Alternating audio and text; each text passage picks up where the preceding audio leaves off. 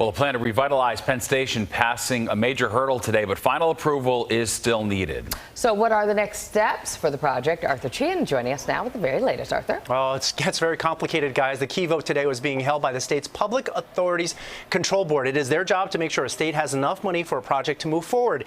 And the fear was that they would rubber stamp this massive plan to redevelop the Penn Station area, where the only guarantee for funding thus far would be taxpayer money. Well, a short time ago, the state board held off on voting to approve the project as a whole. State Senator Leroy Comrie amongst those, saying it lacked key financial details, including where money would come from.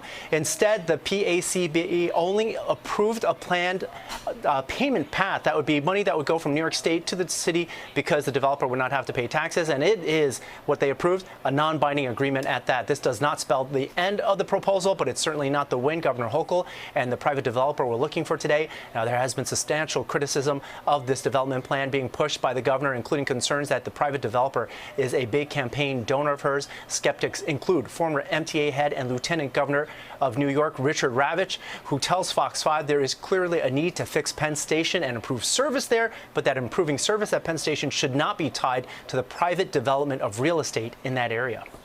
It was premature to do this now.